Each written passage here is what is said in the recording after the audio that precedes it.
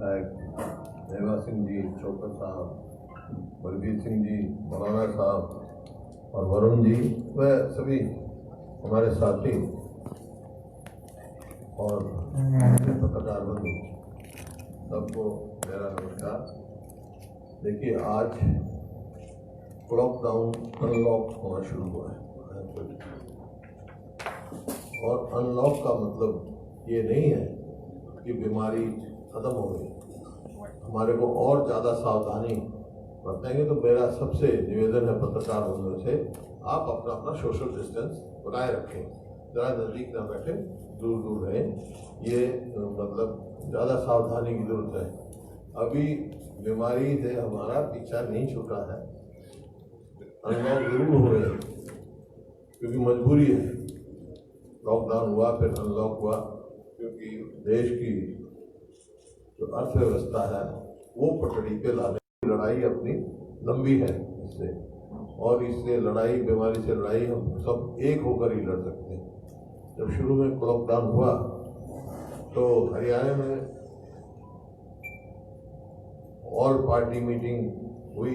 उस समय हमने कहा था, मुख्यमंत्री जी ने बुलाई, उस समय कहा था ये समय क्राइसिस का है और दलगत राजनीति से ऊपर लड़ने का समय है।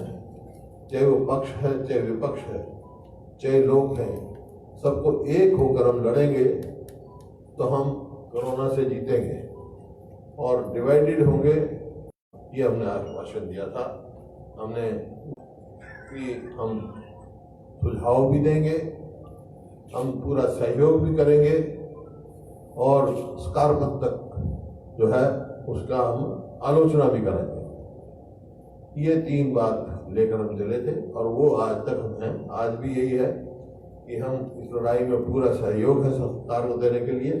लेकिन जहां जो भी फैसला जन विरोधी सरकार ने लिया या जनहित में जो फैसला ने लिया, उसकी आवाज हमने जरूर उठाई, कोऑपरेशन किया हमने, इसमें कोई दो राय नहीं।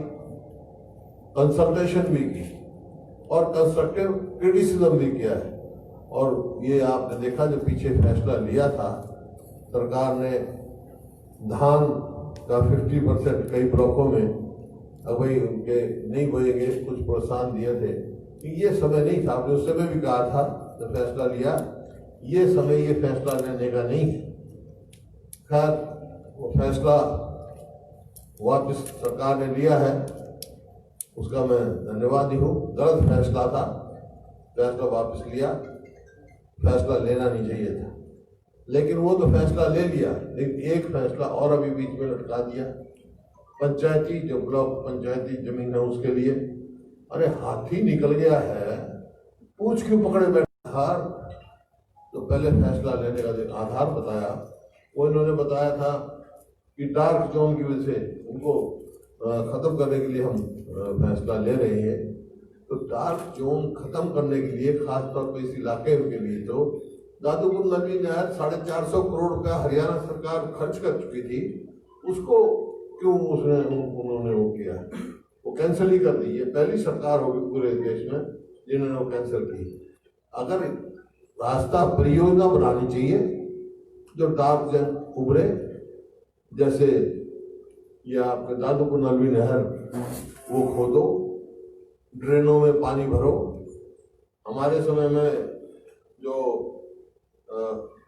वो राक्षसी नदी थी उसको हमने पुनर्जीवन किया, खड नाला को किया, और बहुत सारी जो वाटर रिजर्वर्स हैं, जैसे बीबीपुर लेक का हमने काम शुरू किया था, वहाँ बनेंगे। सरस्वती हम पेवा तक लेके गए, कोटला झील हमने मेवात में खोदी और सिरसा में ओटो झील खोदी ताकि वहां रिजर्व बने। पानी है, बारिश का पानी आता है, उसको कहोगे नीचे तक रिसाओगे तो वाटर टेबल अपने आप ऊपर आएगा। लेकिन 6 साल में सरकार ने कोई कदम नहीं उठाया, बोलते दादूपुर नदी को वापस किया। आज भी मेरा सरकार से ये आग्रह है कि लंबे समय तक मानसून चलने वाला है। आपके जो आए हैं प्रिडिक्शन, वो आपके ज्यादा लंबे समय तक मानसून चलेगा। तो इसमें ड्रेनों में पानी भर के रखें, जोड़ भरे और जो भी परियोजनाएं बनाएं वो सरकार प्रिकॉशन ले और पंचायत की जमीन के ऊपर भी वो कंडीशन ना लगाए। खैर, गेहूं की खरीद हुई और जिस प्रकार से खरीद में जो समय लंबे चला और आज तक भी किसान को 25-25 दिन पेमेंट नहीं मिली। मेरे पास टेलीफोन आते हैं, किसान और अपने का रिश्ता है, वो इस समय तजर्बा करने की जरूरत नहीं है, लेकिन उससे तकलीफ हुई। आज किसान को तो 25-25 दिन तक आज पेमेंट नहीं मिल रही, पर जो आड़ती से किसान पैसा ले लेगा उस पर तो ब्याज देगा, तो कौन उसका भरपाई करेगा? सरकार को ये ज्ञान नहीं। इसी प्रकार से आड़ती भी परेशान है। मेरे पास शिकायत आती है, जब आज जो है खरीद कोई 74 लाख मीट्रिक टन सरकार खरीद कर चुकी है, लेकिन 20 लाख मीट्रिक टन आज भी मंडियों में है जो लोडिंग नहीं हुआ है। क्यों? और लोडिंग में भी क्या दिक्कत आती है? बहुत सारे आड़तियों ने मेरे को कंप्लेंट की। इस बार की मैं जांच की मांग करता हूं। जब अनलोडिंग के लिए गोडाउन में जाता है तो फूड एंड सप्लाई महकमे के जो भी है वो 10 रुपए कट्टा है, 20 रुपए कट्टा की मांग रखते हैं, पर की मान लग जाते हैं। तो इस किस्म का है। आज भी मौसम कैसा खराब हो रहा है, जो मंडी में गेहूं खराब हो रहा है उसके लिए कौन जिम्मेवार है? लिफ्टिंग नहीं है। 20 लाख मेट्रिक टन की अब तक लिफ्टिंग नहीं हुई है। इसी प्रकार से नौकरी निकालने का समय नहीं है। आज भी मैं अखबार में पढ़ रहा था, होम गार्ड के जो कॉन्ट्रेक्चुअल एम्प्लॉइज थे उनको निकाला जा रहा है, कहीं टूरिज्म के एम्प्लॉइज को कॉन्ट्रेक्चुअल को निकाला जा रहा है। आज तो नौकरी देने का समय है। आज अनएम्प्लॉयमेंट हरियाणा में 43% अप्रैल के महीने में पहुंची है। One of the highest in country, one of the highest. Bihar के बाद शायद इनका हरियाणा का नंबर है। 28 वो पटरी पे आती नजर नहीं आ रही है। सफाई कर्मचारी हटा दिए और जो सिलेक्शन हुए हैं, जो 3-4 साल से पहले सिलेक्ट करके इंटरव्यू हो चुका, उनको कैंसिल करने की सोच रहे हैं। जैसे संस्कृत के टीजीटी टीचर है, उनको तो ज्वाइनिंग बाकी था। इंग्लिश के टीजीटी टीचर है, कैसी बहुत सारी पोस्ट है जो सब इंटरव्यू वगैरह फाइनल हो रहे, नौकरी देने की बजाय नौकरी निकाले। जैसे जैसे अरोड़ा साहब ने कहा, ये सफाई कर्मचारी तो कोरोना के योद्धा हैं, उनको तो प्रोत्साहन देना चाहिए, उनको निकाले जा रहे हैं। इसी प्रकार से जो हमारे समय में पीटीआई लगे थे, कोर्ट ने, सुप्रीम कोर्ट ने, सरकार ने पूरी तरह पैरवाई नहीं करी उनकी और उनके खिलाफ जो फैसला आया है, अब सरकार को कोई ना कोई रास्ता निकालना चाहिए, अपनी लेजिस्लेटिव पावर इस्तेमाल करनी चाहिए। जैसे हमारे समय में चौटाला जी के टाइम में 4000 के करीब MIDC के वर्कर निकाल दिए थे, हमने लगाए। गेस्ट टीचर जो हमने लगाए, कोर्ट ने फैसला कर दिया था, आज तक कोई नहीं हटे, रोजी रोजगार है। इसी तरह पीटीआई का इनको कोई ना कोई रास्ता निकालना चाहिए। दूसरा, जो ये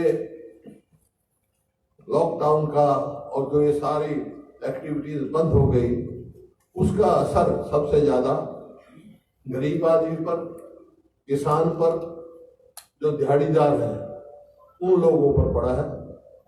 जैसे या छोटा दुकानदार है या छोटा उद्योग धंधा है,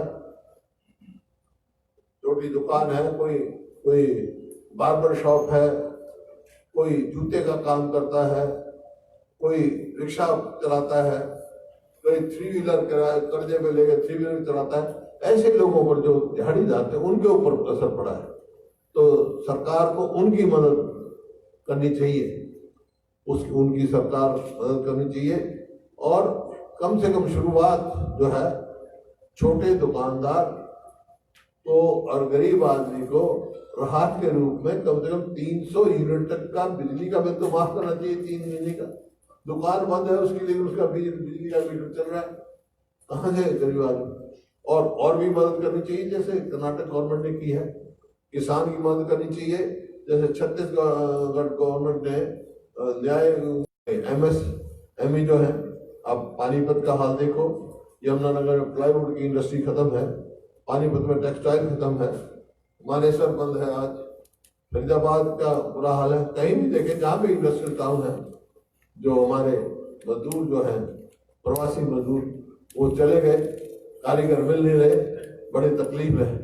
तो उनकी सुविधा देनी चाहिए, कम से कम जो है, जो छोटे छोटे उद्योग हैं उनका इस पीरियड का ब्याज माफ करना चाहिए, ब्याज सरकार को करना चाहिए, ताकि अगले दिन जाकर वहां से अपने कार्रवाई शुरू कर सके। क्या मान लो जैसे होटल है, ये मेरे को पता नहीं है, वो बताएंगे, बहुत सारे होटल उद्योग में बिजली के फिक्स चार्जेस हैं, फिक्स चार्जेस लेते हैं, जो उद्योग चले ना चले। अरे जब उद्योग चल ही नहीं रहे, होटल चल ही नहीं रहा, तो फिक्स चार्जेस तो मतलब जितना असली है वो लगाओ। तो इस किस्म से बहुत सारे तरीके हैं जो राहत देने का काम है। मेरे को बड़े अफसोस के साथ कहना पड़ता है, हरियाणा सरकार ने कोई इस तरफ कोई कदम उठाया नहीं, कोई ऐसा राहत देने का कार्य किया नहीं जो डायरेक्ट उनको वो मिले। आपने देखा, बेरोजगारी जैसे मैं बता रहा था 43% बढ़ गई, अर्थव्यवस्था पटरी पर लाना है। और इस दौरान जो घोटालों की चर्चा हुई वो आपके सामने है। शराब घोटाला है, सरकार, अब देखिए, शुरू में हमने कहा था कि शराब बंद कर दी जाए। शुरू में जब पहली मीटिंग में सभी दल के नेताओं ने कहा था, मैं किसी का दोष रोपण नहीं करने आया हूं आज, लेकिन मैं बता रहा हूं तथ्य, तो वो नहीं, हमारी बात मानी गई। लेकिन बाद में कुछ दिन के बाद जब WHO ने और केंद्र सरकार ने पूरे देश में शराबबंदी की, तो यहाँ लागू की गई। और उसके कुछ दिन के बाद जब खुला, तो आपने कुछ टाइम देखा दिल्ली में ठेकों पर कितनी लंबी लाइन थी, ठेके बंद करने पड़े, वहां पुलिस लाठीचार्ज करना पड़ा। इस तरह यूपी में था, जहां पे भी खुली, लेकिन हरियाणा में कहीं लाइन नहीं लगी। ये क्या कारण है? उसका कारण एक ही है कि यहाँ शराब की तस्करी होती रही, तो इस वास्ते लाइन लगने की जरूरत नहीं पड़ी, शराब यूं ही बिकते रही। आज भी जो है, आप जाओ ठेकों पर, रेट लिस्ट नहीं लगी हुई, रेट लिस्ट लगनी चाहिए बहुत ज्यादा।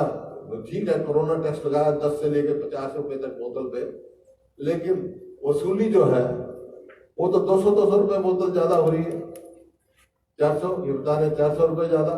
तो क्यों? क्योंकि रेट लिस्ट नहीं है वहां, ये कोई है नहीं, कोई कोई चेक नहीं है। तो ये क्या कारण है?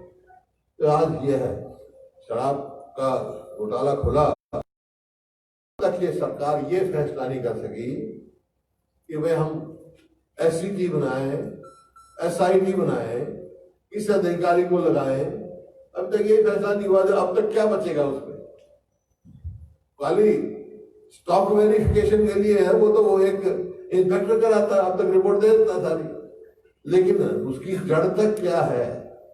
दाल में कुछ काला है। किसको, किसका बचाव करना चाहते हैं?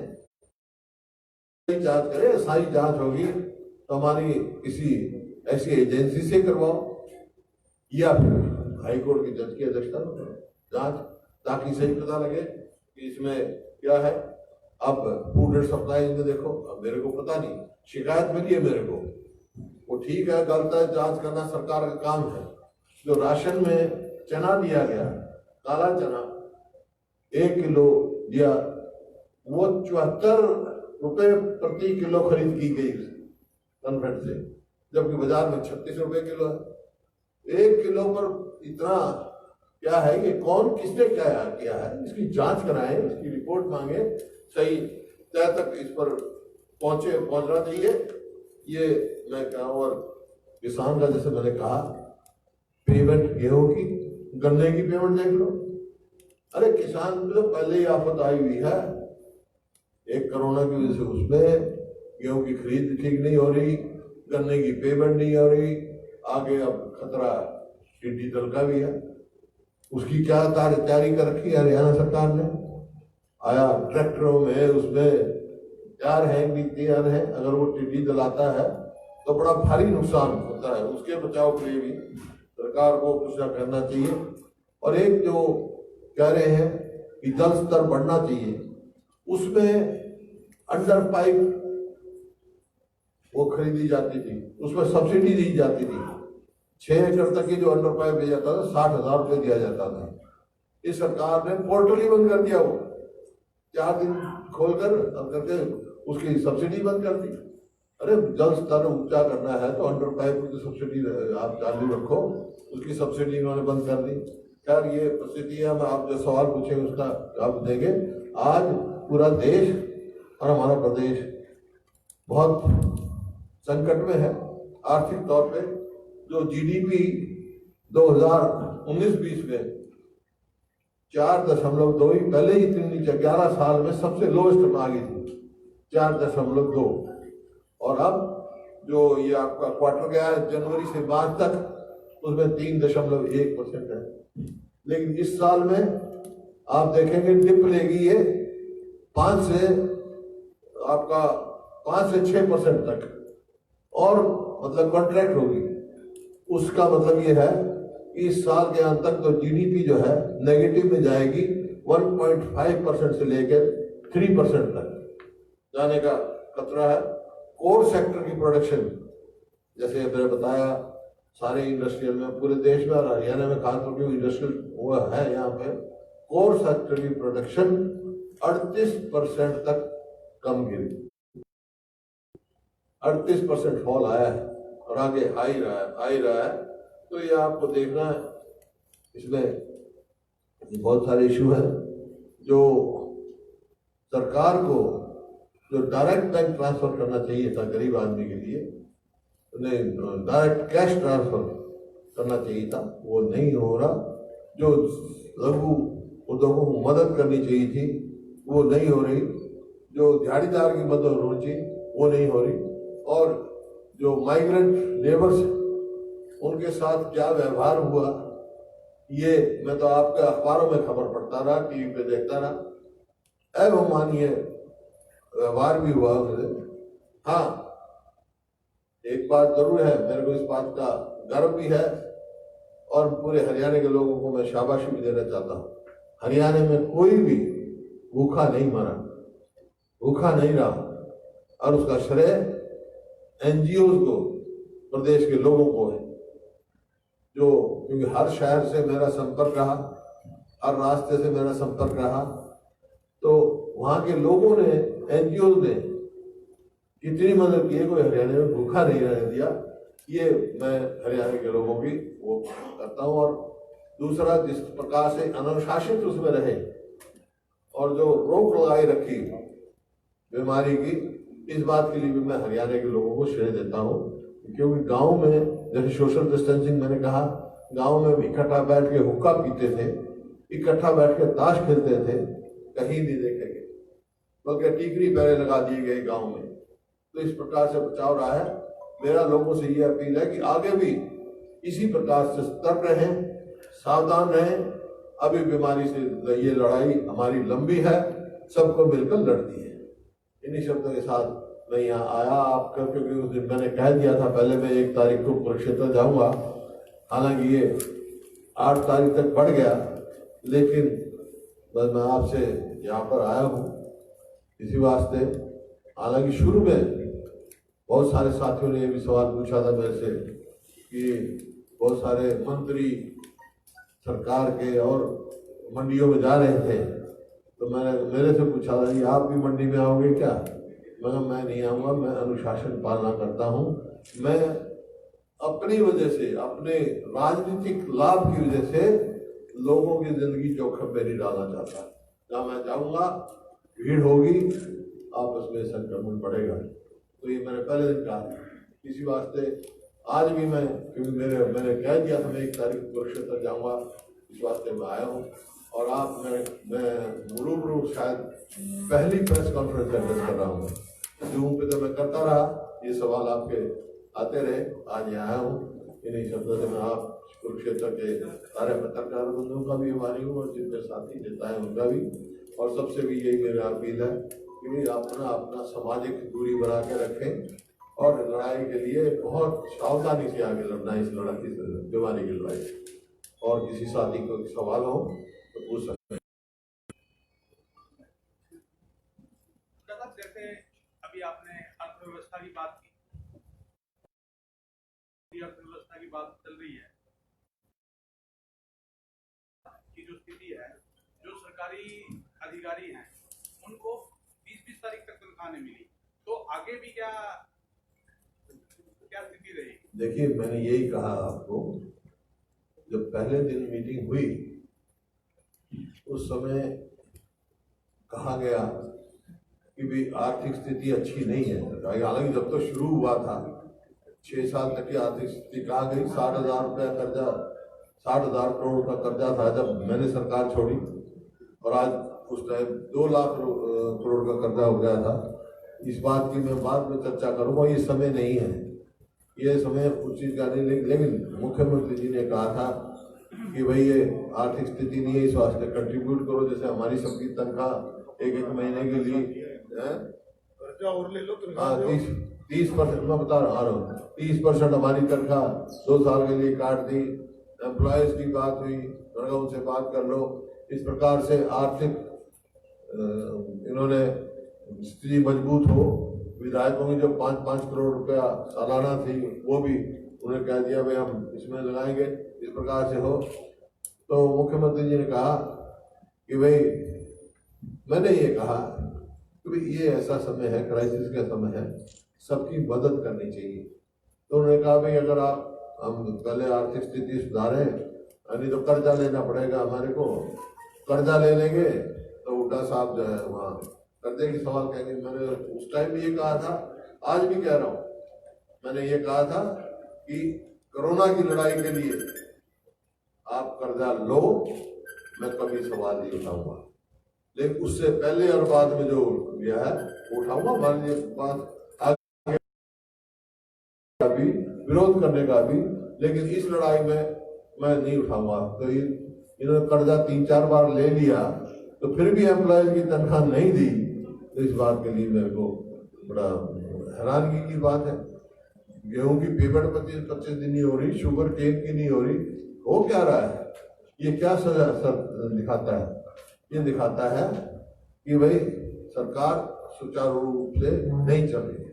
एक जो एपीएल कार्ड धारक हैं उनके लिए अनाउंसमेंट की थी सीएम साहब देंगे और सुविधाएं देंगे, लेकिन अभी तक किसी को कुछ नहीं मिला। एपीएल वाले बिल्कुल खाली हैं, जो मिडिल मैन है उसको अभी तक कुछ नहीं मिला। मेरी बात हुई थी और उन्होंने अनाउंस किया था, मेरी बात में उन्होंने कहा, मीटिंग में कहा था कि ग्रीन कार्ड जो कहते हैं, ग्रीन कार्ड, हरे कार्ड वालों को हम राशन देंगे।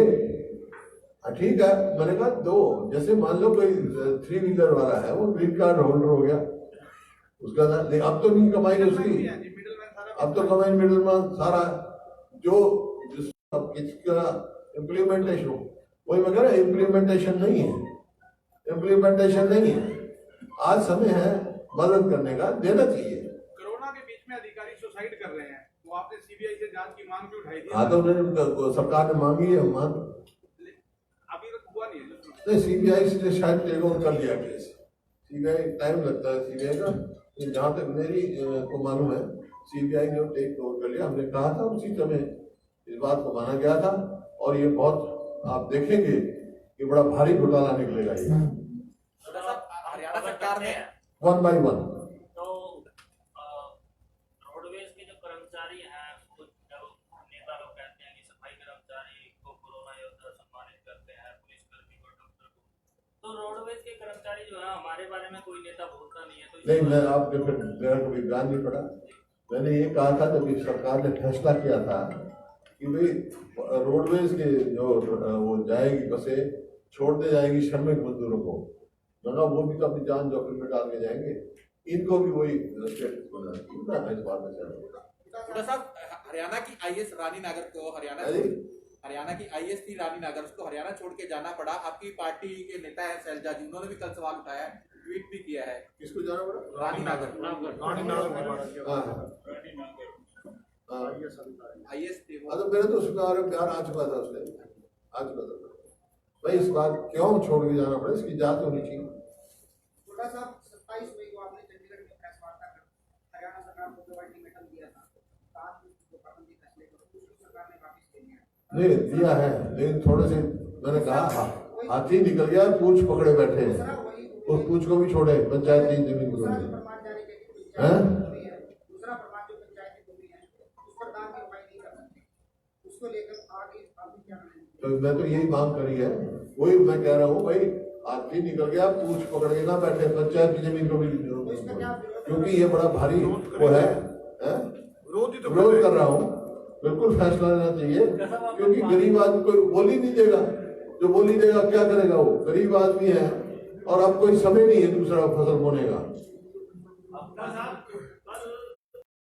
प्रेस कॉन्फ्रेंस करके मुख्यमंत्री ने राहुल गांधी को बड़ा पप्पू और रणदीप सुरजेवाला को छोटा पप्पू बताया है और कहा है रणदीप सुरजेवाला को कोई राजनीति का ज्ञान नहीं है, उसने टोटल अपने करियर में केवल 21 बार जो है ना विधानसभा अटेंड की है, वो राजनीति के है ही नहीं। इस पे आपको क्या कहना? देखिए, मैं कभी भी व्यक्तिगत टिप्पणियां नहीं करता ना, और उम्मीद रखता हूं कोई जिम्मेवारी स्थान पर बैठे उसको भी व्यक्तिगत टिप्पणियां नहीं करनी चाहिए ऐसी। आपने पानी की किल्लत को लेकर उल्टा सा बात करी थी, सरकार की अक्सर हरियाणा सरकार, बीजेपी सरकार की स्पेशली बात कर रहा हूँ, योजनाएं चलती है, मेरा पानी मेरी विलास। आपके फरीदाबाद एनआईटी से विधायक है नीरज शर्मा, हल्के के कांग्रेस के विधायक है, उन्होंने कल परसों प्रदर्शन भी करा है पानी के अगेंस्ट की जो किल्लत हो रही है। और दूसरा निकासी को लेकर सरकार कहती है कि वो बड़ी बड़ी योजनाएं बनाती हैं निकासी की और पानी को सेव करने की। आपको क्या लगता है कि हरियाणा सरकार फेल है? ऐसा है, बिल्कुल जो रेनी वेल स्कीम चलाई गई थी फरीदाबाद पानी के लिए, वो भी पूरी सुचारू रूप से चल रही। निकासी की जो स्कीम चली थी वो ठप हो गई। आपके यहाँ क्षेत्र में भी ऐसा ही हुआ होगा, बात जाने की जरूरत नहीं, कोई स्कीम नहीं आती दिखी आपको। मैं तो आपसे पूछ रहा हूँ, पूरे पत्रकार बंधु हैं, पिछले 6 साल में कोई कुरुक्षेत्र में अरोड़ा साहब बता दें कोई नई स्कीम आई है इनकी? बंद करना नहर बना रहे थे, लादपुर नहर खुल चुकी थी, 450 करोड़ रुपए खर्च हुए थे, वही बंद कर दी। और काम उम्मीद रखते, लेकिन मैंने कहा कि ये काम लड़ाई के बहुत समय है मेरे पास। अब तो मैंने कहा था ना, इस महामारी से लड़ाई करने के लिए हम साथ हैं। हुड्डा साहब, आपकी सरकार ने आपने स्वयं फल और सब्जियों से मार्केट फीस लगा के मार्केट फीस हटाकर करप्शन को खत्म करने का काम किया था, लेकिन सरकार ने दोबारा से तो मैंने तो उस जब ही कहा था, जैसे ये धान का किया था उस टाइम इसका भी विरोध किया था, आज भी विरोध करता हूँ मैं। अरे किसान तो वैसे ही पिटा पड़ा है, सब्जी वाला टैक्स और ऊपर लगा दिया, सब्जी लेने नहीं, 1 रुपया किलो टमाटर बिक रहा है, एंट्री बंद कर दी दिल्ली की, कोई उसके टमाटर का खरीदार नहीं। और इसी प्रकार से जो डीजल है, किसान का वैसे ही पहले कॉस्ट ऑफ प्रोडक्शन बढ़ रही है, आमदनी घट रही है, 1 रुपया डीजल का भाव बढ़ा दिया, जबकि हमारे समय में जो वेट था वो 9.24 था। अरे 17% से ज्यादा कर चुके, डीजल बढ़ा रहे। और जीरी के बीज की जो है 3 गुना ज्यादा कीमत हो गई, खाद की कीमत बढ़ गई, और कॉस्ट ऑफ प्रोडक्शन बढ़ रही है दिन ब दिन, और ये और उसके ऊपर थोप रहे हैं किसान पर। तो ये फैसले जन विरोधी फैसले, इन्हीं का हमने यही कहा ना, क्रिटिसिज्म कंस्ट्रक्टिव कर रहे हैं, कंसल्ट करो, और हम कोऑपरेट करने के लिए तैयार हैं बीमारी की लड़ाई के लिए। जिस प्रकार से जी कोरोना की स्थिति बनी है और केडीबी कुरुक्षेत्र डेवलपमेंट बोर्ड सूर्य ग्रहण की तैयारियों में जुटा हुआ है, सूर्य ग्रहण लगाने जहाँ लाखों तादाद में लोग आएंगे। देखिए, अब मैं कुछ नहीं कह, लेकिन जो मैंने बात पहले कहता था, सरकार की कार्रवाई करने का तरीका वही है, इवेंट मैनेजमेंट। ये कोरोना की लड़ाई में भी इवेंट मैनेजमेंट में लगे हुए हैं। इवेंट मैनेजमेंट नहीं करना चाहिए सरकार को जो तकलीफ है उसकी बात करनी चाहिए। अब ये तो यही नहीं फैसला कर पा रहे। एक शराब के घोटाले में भाई SCT होगी, SIT होगी, कौन अफसर होगा, कभी विज साहब कुछ कह देते हैं, SIT हो गई, फैसला SCT का हो जाता है। फिर भी साहब कुछ कह देते हैं, फिर कुछ और निकलता है। तो वे जो मेरा दोस्त है, मित्र है, हमारे साथी रहे हैं, मैं उनको एक बात कहना चाहता हूँ, भाई जब आपकी कोई बात मानता ही नहीं तो आप क्यों कहते हो? प्रेसिडेंट साहब कोरोना काल में अब या सरकार जो ने कहो वो करो। हुड्डा साहब, इस कोरोना काल में सरकार ने, प्रदेश सरकार ने प्राइवेट बसें परचेज की हैं, जिसका रोडवेज के कर्मचारियों ने विरोध भी किया, उन्होंने ज्ञापन भी दिया। इसके बारे में आपका? प्राइवेट बस क्यों करी? प्राइवेट बस खरीदती है हरियाणा सरकार ने, पिंक बसें, पिंक जिनको पिंक बसों का नाम दिया है, पिंक पिंक बसें खरीदी है इन्होंने। नहीं खरीदेगा, खरीद तो सकते थे, तो खरीदी अपने लिए। अपनी रोडवेज कर्मचारियों ने उसका विरोध भी किया। किराए पे ली है या खरीदी है? खरीदी है जी। तो खरीद तो सही। यहाँ भी आई है, 78 डिपो में भी 8 बसें आई हैं। नहीं तो वो तो किलोमीटर स्कीम वाली होगी। हाँ जी, किलोमीटर स्कीम वाली का विरोध पहले उसमें तो घोटाला विरोध हम कर चुके उसका तो हैं। पहले विरोध वो तो इन्हें विड्रॉ भी कर लिया, फिर लागू कर लिया। ये तो यू टर्न सरकार है। ये कोरोना काल में दिन दिन लोगों को ये मैंने वही कहा था भाई, कोरोना की देखो, लेकिन कोरोना की आड़ में गलत फैसले मत लो। नक्शा ये बात है। सर, बिजली कर्मचारियों का शोषण हो रहा है। जब पिछले दिने 10 साल में 350 कर्मचारी मौत का शिकार हो चुके हैं, और सर बिजली कर्मचारियों का शोषण हो रहा है सर सबसे ज्यादा। क्या हुआ? समान काम समान वेतन की जो बात थी वो अभी तक नहीं मिला, और 10 साल में 350 बिजली कर्मचारी मौत का शिकार हो चुके हैं। इनको सेफ्टी किट अभी तक प्रोवाइड नहीं की गई सरकार के द्वारा। नहीं तो यह तो कोरोना योद्धाओं को पहले पीपी किट नहीं दी गई। वो और मैं इतनी देर से यही तो कह रहा हूँ कि भाई जिस तर्कता से सरकार को चाहिए था वो नहीं है। अब के समय है, ये लड़ाई खत्म नहीं हुई, लंबी लड़ाई है कोरोना से, पुराने को लड़ने पड़ेगी। धन्यवाद। आप बोलोगे?